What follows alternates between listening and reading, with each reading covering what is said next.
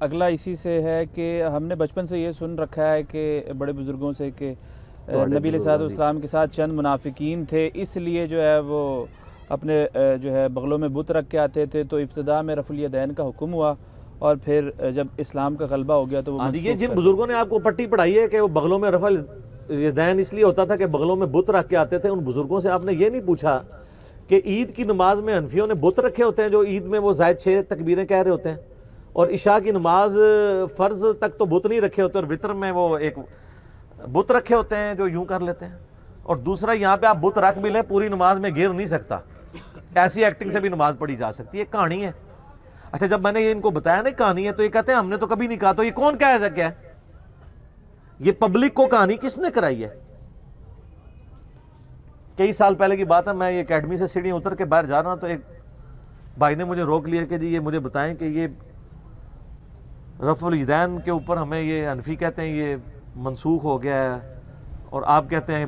میں نے کہا میں کیا کہتا ہوں، کتابوں میں لکھا ہوا ہے، بخاری مسلم پڑھ لیں نماز کا طریقہ.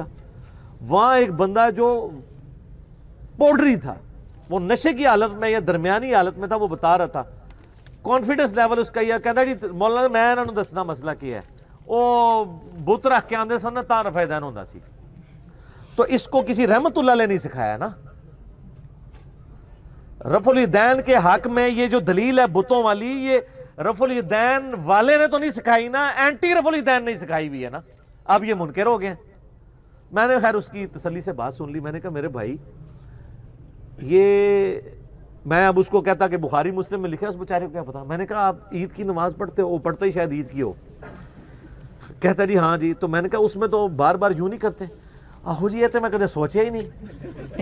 میں کہا مولوی کو پوچھ کے آنا ہے کہ اس جاڑے بت رکھے ہوندے نے تسی. بالکل کہانی ہے اور یہ بالکل جھوٹ ہے.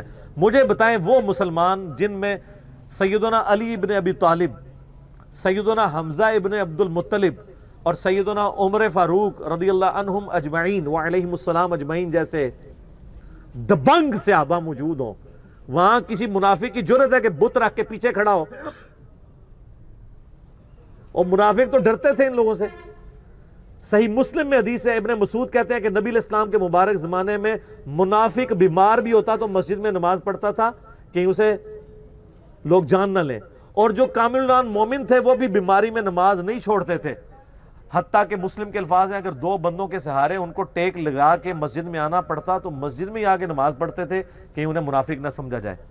تو اس گھٹن کے ماحول میں، شیطان کے لیے جو گھٹن کا ماحول ہے اور ایمان والا ماحول، کسی کی جرت ہے کہ وہ بت رکھ کے آئے جہاں پہ بیمار بندہ بھی مسجد میں نماز پڑھ رہا ہے کہ لوگ منافق نہ سمجھ لیں، تو وہاں پہ منافق بت رکھ کے نماز پڑھتے ہوں گے. بڑی کہانی کرائی جائے، پڑھے گئے ہو نا؟ پرانی کہانیاں، پرانے بزرگ، پرانے فرقے رحمت اللہ علیہ انا للہ مر مرگے سارے سر. یہ پرانی گلاں کوئی نویں گلاں لے آؤ، سب ختم ہو گئی ہیں.